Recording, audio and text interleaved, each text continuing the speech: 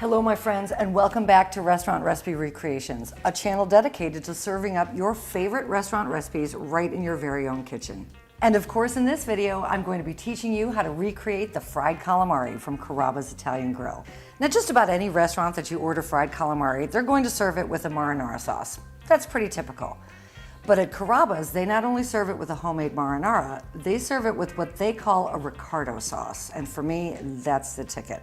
The Ricardo sauce is a white wine, butter, and lemon reduction with sauteed peppers and pepperoncinis. And whenever we eat at Carrabbas's, we always order the fried calamari because it's my youngest favorite appetizer. And when it comes to the table, I just kind of move the marinara over and let everybody else eat that. And then I dive into the Ricardo sauce. So as gross as that sounds, I mean, maybe I could just ask for an extra side of it. I don't know, I've never tried. But no matter what your preference is, in this video, I'm going to teach you how to make both sauces. So let's go ahead and get started with the Carrabbas's fried calamari. But before we do, I would like to ask that if you're enjoying this channel, if you find this channel fun, informative, but most importantly, if I'm bringing you value by teaching you how to recreate your favorite restaurant recipes, then go ahead and hit that subscribe button for me if you haven't already. And if you have, thank you very much. And if you like this video, feel free to give me a thumbs up as well. We're going to start by making the sauces first because as with most things that are fried, as soon as they're done in the fryer, you really do want to eat them right away. And so you want your sauces to be ready to go when you're ready to enjoy your calamari. A half of a cup of diced celery, a half of a cup of diced white onion, and 2 large garlic cloves. And now blend the onion, the garlic, and the celery until they're grated. To finish the marinara, get a medium-sized saucepan and set your heat to medium high. And to that, add 1 tablespoon of extra virgin olive oil. Move the oil around to coat the bottom of the pan.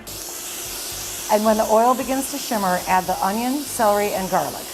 And saute for about 3 to 4 minutes until it becomes fragrant and softened. Now add 1½ cups of canned crushed tomatoes. Now 1 teaspoon of Italian seasoning, and 1/8 of a teaspoon of crushed red pepper. If you like it on the spicier side, feel free to add more, which I do, so I'm gonna add a little more. Once your marinara has been simmering slightly for about 10 minutes, and it's a nice thick consistency, it is ready to serve. So remove it from the heat and set it off to the side. Now let's make my favorite, the Ricardo sauce. 1/4 of a cup of red bell pepper chopped very finely. 3 tablespoons of jarred Greek pepperoncini peppers, removing the seeds and the stems, and sliced very thinly.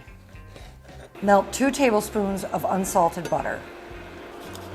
Now grate in 1 large garlic clove. Saute the garlic until it becomes fragrant, but don't allow the garlic to brown. Now whisk in 2 tablespoons of dry white wine.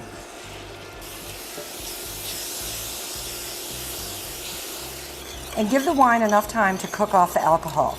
You can tell when the alcohol has been cooked off when you no longer smell it. Now add your diced red pepper. Once the red pepper is softened, add 1 cup of heavy cream.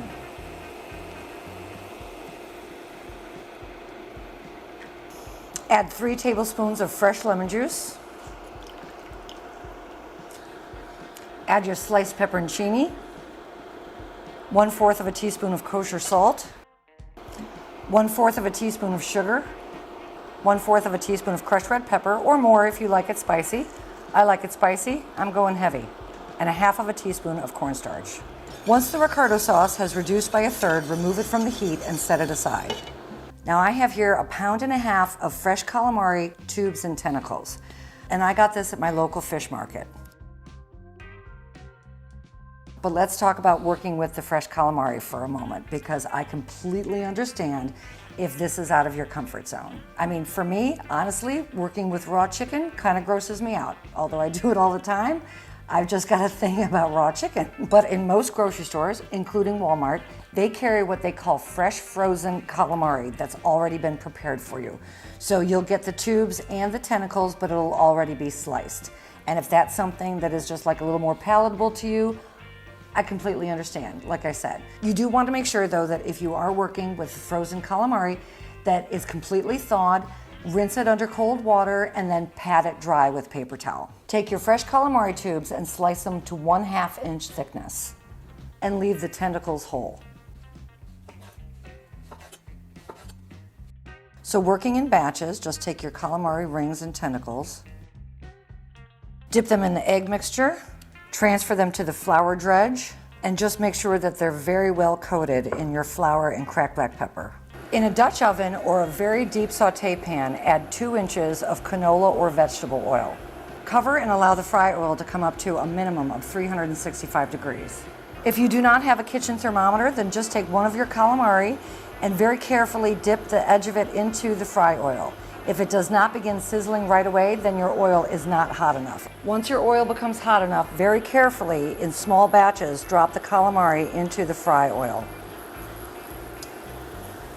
Fry the calamari for 3 to 4 minutes until it becomes a light golden brown color. Once your calamari is done frying, using a slotted spoon, remove the calamari from the oil and set it off to the side to drain. And then repeat the process, working in small batches. While I will admit that that was a labor-intensive recipe, I'm confident that you'll find that it is well worth it. And you know what? You don't need to make both sauces. Choose the one that you like the best. For me personally, if I were to only make one sauce, it's the Ricardo sauce. And in fact, that's the one that I'm diving into for my moment of truth. Carrabbas, you got a lot of splaining to do. I mean, seriously, what kind of a fool am I? Well, you knew that at some point I had to sneak in a corny joke. I mean, it wouldn't be this channel without one, right? Is this where we insert eye roll? Anyways, it's really good. If y'all think that I'm a fool, well, first of all, you're right. Second of all, you should hear what my family thinks of me. Oh well, so what? Who cares? Right? Just having fun. The link to my website where you can find all of my recipes and instructions is down below in the description bar, so hop over and check it out. And until I see you all again, everybody, make it an awesome, awesome day. Cheers. I love y'all. And for more great recipes from Carrabbas, check out right here.